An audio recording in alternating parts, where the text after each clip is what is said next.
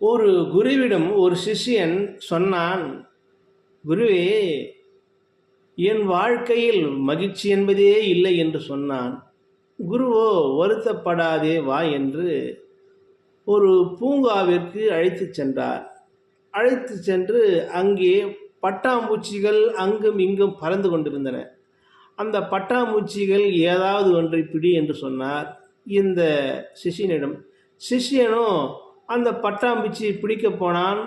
அந்த பட்டாம்பூச்சியை துரத்துகிறான், போகிறான். அந்த பட்டாம்பூச்சி ஒன்று கூட கையில் அகப்படவே இல்லை.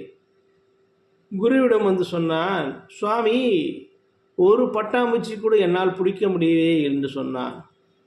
சிறிது நேரம் சரி பரவாயில்லை என்று தோட்டத்தின் மையப்பகுதியில் அடைத்துச் செல்கிறார் அந்த குரு. அங்கு பட்டாம்பூச்சிகள் அங்கும் இங்கும் அலைந்து கொண்டிருக்கிறது.